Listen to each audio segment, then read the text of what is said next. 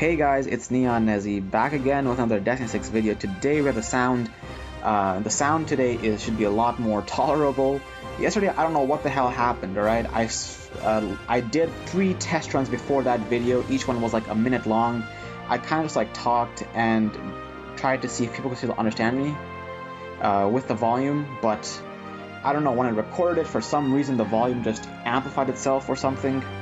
And really sorry about it. If it was up to me, I would re-record that video and post it, but there are a lot of things there, such as collecting 7,000 rubies from the codex, which I can't do again for like a few weeks. So just turn the CC on and watch it. It's all good advice in my opinion.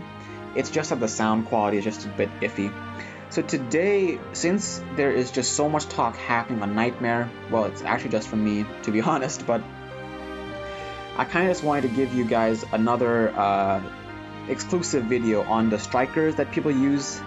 And again, these are just like the most popular strikers in Arena video that I did. They're not the only units that can be used, but they are the most popular. And if you guys have any other units that you guys use, let me know in the comment section down below what the unit is and why you use the unit. So without further ado, let's get into it. Again, these are the most popular ones. So first of all, we have both of the Eves. Both Eves are super good. This right here is my Eve. I use her sometimes to auto Nightmare. As you guys can see, when you have someone in the striker position, you guys can be super flexible with their crests, because with crests, all you're trying to do is get their substats. And over here, as you guys can see, my crests are all over the place. I have red, green, and blue, all 3 different colors. I don't really care about what the crests give, because when it comes to units like these that just deal damage or that heal you, stuff like cooldown reduction or status activation don't really benefit you unless it's a part of the striker.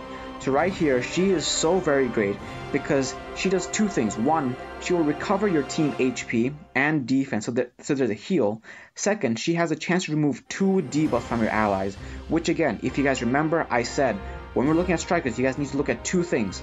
First of all is obviously their strike skill. Second of all is their leader skill, because their leader skill is basically like a passive that you have activated throughout the entire match. And as you guys can see, her leader skill is pretty darn good. Decreases the damage taken by all ally heroes by 15%. She is like a budget Yanuk when it comes to the leader skill, because she's a 4-star unit.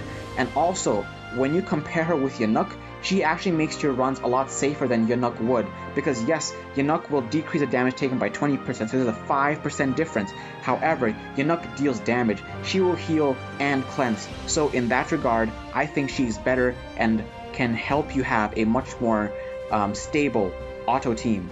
Then let's go on to her sister, which is the Scissor Eve. Now the Scissor Eve is not as useful, and I say this because her leader skill is only activated when your team falls at 20% HP. Now even my auto teams sometimes fall at 20% or even lower than 20%, but it is not a common phenomenon.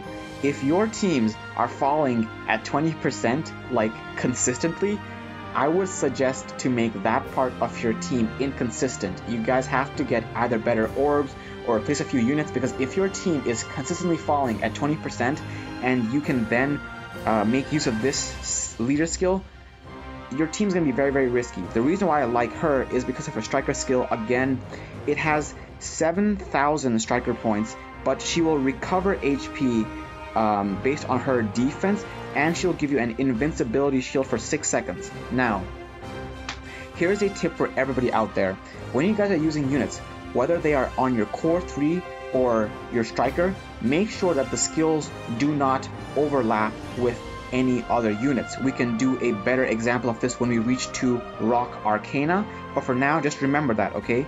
Paper Eve, in my opinion, she can be used, but she's popular, but not the best in my opinion. If you guys have her, then definitely use her. The 6-second invincibility is basically Adonis at level 1 skill, which is again really good, because for 6 seconds you're taking no damage. I would orb both the Eves with Iron Guard is, I think it's called Iron, I know it's not called Iron Guard, but you guys get my point. The blue orbs, give them any crest you guys have with defense main stat as well as defense substats, and then give them a title that will boost their defense, either Monster Lord. I would recommend you guys save your what is the one that I have on my Jun? It's like the Abyss Walker or something. That one I would suggest you guys save it. Oh, sorry, Apocalyptic Dreamer. That title I would suggest you guys save it for your core 3 units. Next, let's move on to Paper Isaac. Now, he was also featured in my video where we talk about the most popular strikers in Arena, and here he also benefits your team by quite a bit. As we can see here, his leader skill is buff duration of allies hero will be increased by 15%. My Adonis shield of 8 seconds becomes basically a 9.5 second shield. It says 10 seconds, but the 10 doesn't last very long. It shows the 10 seconds and then it immediately goes back to 9 seconds. So it's like 9.5 seconds, I guess. Your Elki's heals will be increased from like 13 at max skill to I think about 15 when you have Isaac. Every unit that you guys bring into Nightmare mode is going to have some kind of buff, whether it's defense, damage taken decrease, what else is there, healing, shields, anything gets increased by 15%, which I think is really, really great. If you guys have a buff duration on those heroes by 5%, that's a combine of 20%. And the best part about Isaac is that unlike both the Eves, who need orbs to fully shine, you guys can bring him straight out of the summons with no awakenings, no skill ups, no anything. I mean, strikers don't need skill ups, right? But like no awakening, can be at level 1. Just put him in there with nothing and he's still going to do very, very well. And that is because his striker skill is not stat reliant. What I mean by that is giving him orbs or crest or not giving him orbs and crest is going to have the same effect. What is his striker skill? Well, for one, it will create a damage reflection shield that is pretty darn strong. You guys will be reflecting 70% of the damage, so it's a very nice buff. It's a very nice, what do you call it? It's not a very nice, it's a very nice safety net. Makes your team a lot more tankier. And second, it will remove all debuffs from your allies. He can actually be a solid unit to bring into Nightmare boss stages because, again, remember, all bosses have the crowd control effects. Now, of course, this is a striker skill, and the striker skill is activated randomly with the AI. And of course, for the striker skill to be activated, you first need to fill up your striker meter. So again, it might not always work. It might not always have the perfect timing because AI can be stupid, and AI in Destiny 6 is not the smartest.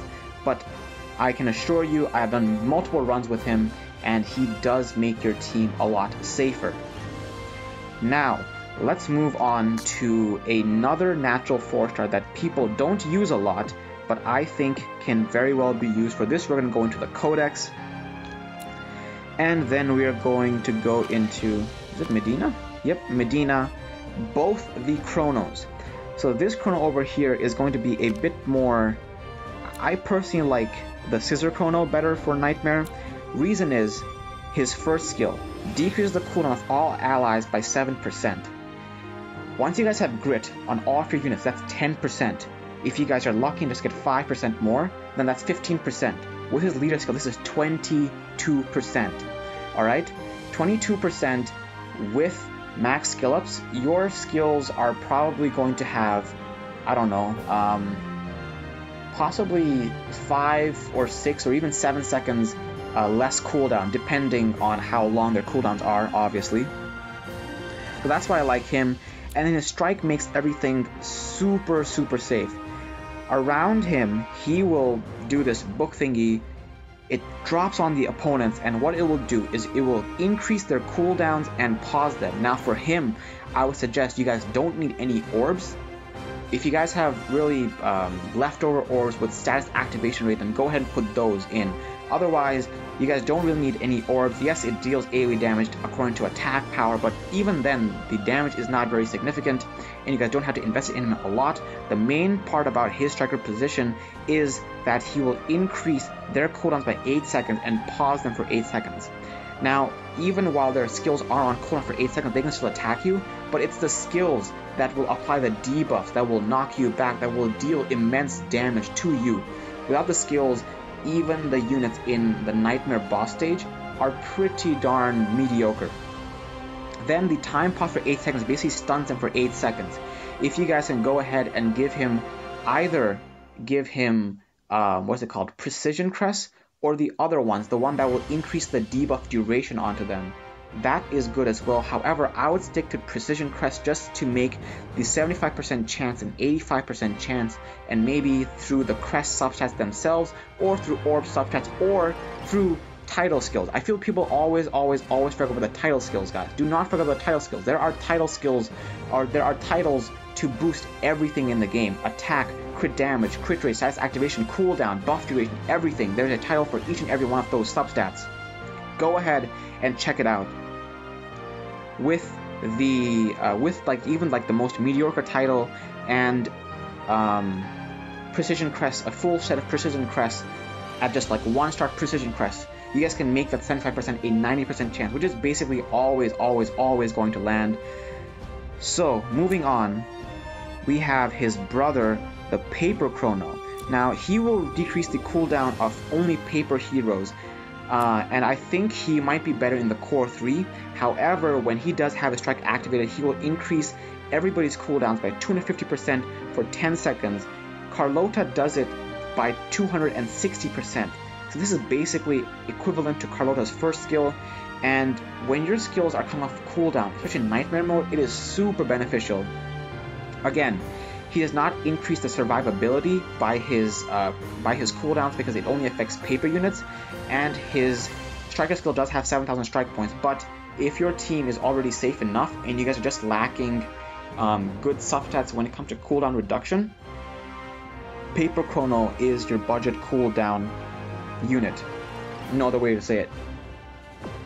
So now let's move on to 2 natural 5 stars. I don't want to talk too much about natural 5 stars, but let's just get into it. We can here check out both of my natural 5 stars that I would use for Nightmare Auto. My preferability is Yanuk. Now you guys are probably thinking, NezZy, like facepalm. You just said Eve is better. Eve is better, but there's something about the game that is very selective when activating the striker skills, and we'll get to that in a bit. But Yanuk is super awesome for one reason and one reason only, his leader skill, which will decrease the damage taken by 20%. He's a natural 5-star, and this is a pretty darn good skill. His striker ability just deals damage. It's an AoE damage, so yes, it can sometimes help speed up stuff, but every now and then I'm just going to have one monster there left. Like the entire wave is dead, there's only one monster left. Striker skill comes out, he does it, it's basically overkill for like just one unit, but he's still awesome just because of his leader skill. I use him for arena as well, which is why I have decent stats on him. He's not the best stats, I have decent stats on him simply because I also use him in arena. If you guys are not using him in arena, I would suggest you guys can just bring him straight off the bat, because his main thing about him that people use for Nightmare is his leader skill, which does not matter if he's level 1 and unawakened, or 6-star evolved and 6 times awakened. Then let's move on to the final candidate for today, which is Rock Arcana. Where is she? Hello? Am I blind? You guys can probably see her right now, and you guys are like, NezZy, she's right there. Where is she? I could have sworn I was using her. Oh, right. I was using her, which is why she was on the left. Okay. So, she has a very interesting skill here, which is increase the buff duration of rock heroes by 20%. Her striker ability is a buffing skill, so it actually makes her striker even more powerful. Also, a lot of people out there probably use either, who do they use? Rock Benito, or just any rock units that have a buff onto them. They will last for 20 seconds, 20% of the time longer. So my Rock Benito, his special attack lasts for 15 seconds. With this leader skill, it goes up because 10% is 1.5, so 20% is 3.0. Asian math here with me on NezZy. It's actually like 3rd grade math, to be honest. But anyway, with that, my Benito will have his special attacks available for 18 seconds. 3 more seconds is a huge difference, guys. And then her striker skill is what makes her so very good for, it's actually just one of the things that makes her really, really good, which is the status shield. But she also recovers HP, she buffs crit rate by 60 freaking %, guys. My Benito has about 31% crit rate. When she comes in, my Benito is going to have 91% crit rate. When she comes in with her striker ability, my Benito is critting left and right, everywhere crit, like the numbers are just flying, and it's absolutely freaking beautiful. Then she, of course, recovers HP based on her attack power. I shit you guys not. She was level 50, no awakenings, no crests. She had 3-star orbs on her. Like, right now she has 4-star orbs, but she had 3-star orbs back then. And I think she had a title. She healed for 17,000. Now with all of this stuff, she only heals for 20,000. So it's not that much of a difference, but she still healed for 20,000. And the best part about her is that even though her heal is reliant on her attack power, you guys don't need too much attack power. Again, I had her on 3-star orbs because I never used her after Hell mode. She's absolutely phenomenal. And then her status activation shield, which will actually last for 15 seconds. Crit rate also for 15 seconds. But what did I just say, guys? What did I just say? Leader skill is going to make both of those 18 seconds. I think that's absolutely insane. But here's the thing, alright? We're going to get into a run over here. And I'm going to show you guys why I would still prefer to use Yanuk over her. You guys are probably facepalming like, NezZy, make up your mind. Well, here's the thing, guys. Let's just go into a run over here and we can explain. I can talk about my speed team right here. But again, in yesterday's video, what I talked about was you guys are going to be doing the boss stage of Nightmare a lot, because that way you're going to be getting the fastest clear times. However, even after doing the boss stage for like a week, I have pretty good Vitality orbs on slots 2, 3, and 4. But my slot 1 orb, where I get HP, is lacking, which is why I am now going to be doing just this one stage where I basically just get HP crests or HP orbs, HP substat orbs on slot 1 for like the next 2 or 3 days. Hopefully I get it then. I really like the new faction buff too, by the way. The faction buff is really, really awesome because I'm basically farming 1 million gold every single night. I wake up 1 million gold richer. So my speed team here basically consists of, it has no cooldowns, as you guys know. My Adonis has pretty good orbs on him, but other than that, my Benito has almost no cooldowns on him. The reason why this team still works is because even though there's no cooldown, by killing the bosses, which come in like all shapes and sizes, they will give me cooldown from those crystals. Now, let me just pause here for a second. Look at the timer. I think, I wasn't paying attention, but I think my striker skill became available at 4 minutes and 10 seconds. 4 minutes and 10 seconds. It is now, wait for it, 20 seconds. When I have my Yanuk, the striker skill activates immediately. Yes, I get no benefit from it besides some damage, and sometimes the damage is even misplaced because it's just damage, right? It's just damage. But when my Yanuk comes out, I get a cooldown reduction of 10 seconds. Look at this. This was a 36-second late striker skill. In my opinion, I think striker skills should just come out immediately, even if they don't really help a lot in terms of the game or in terms of the wave clear. At least it brings stuff off cooldown. My Yanuk, I shit you guys not, on average will activate the striker skill within 10 seconds of it being available. When it comes to Paper Eve, as well as Rock Arcana, they wait for frickin' ever to activate their striker skill. It's not just this run, alright? So, I'm not sure, and correct me if I'm wrong, but I think if your striker skill is offensive, it will come off a lot quicker than if it is just support type based. I'm not sure. I am not sure, but I think that's how it works. So anyway, tomorrow we are getting a new patch. I hope you guys found this video useful, by the way. And again, these are the most popular strikers that I know of. Yes, there are a lot of strikers out there. If I could cover every striker viable in Nightmare mode, I could probably list off like 20. But again, these are the most popular ones, and just because you guys don't have any of these units, doesn't mean that you guys are going to fail Nightmare mode. Look at what they do, their leader skills, look at their striker skills, what they accomplish, how they benefit your runs, and then just find other units that have a similar mechanic.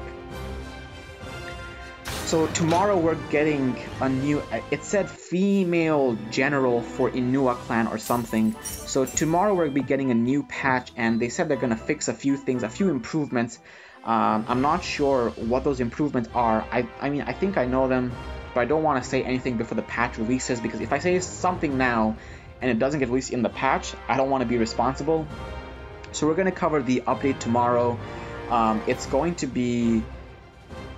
The banner is going to be useful. The banner is now going to change into those two female warriors from Inua clan. I preferably like the scissor one, because here's what I remember, okay? The scissor one is based off of attack, and then the rock one is based off of defense. And then I think the rock one has a bunch of crowd control effects, which I just think, which I prefer, and it also has a break skill. And just because it skills off of defense, I like it better. So I think the rock one is better, but I'm not sure. We'll find out soon enough. If you guys have any questions, let me know in the comment section down below. Just because we are now finishing our videos on Nightmare mode does not mean that you guys cannot ask me any questions, okay? Ask me questions on any part of the game. I think I'm not the best player in the game, right? Like, no shit. Like, I'm probably like mid-game player right now, okay? But I think I have enough experience to give you guys some pretty good advice. Yesterday, I forgot who it was, but somebody commented back to me. He or she was like, NezZy, I used your team for Nightmare mode, and now I have a stable auto team. And I was like, oh shit, I was right? No, I'm joking. I knew exactly what I was doing when I recommended him that team.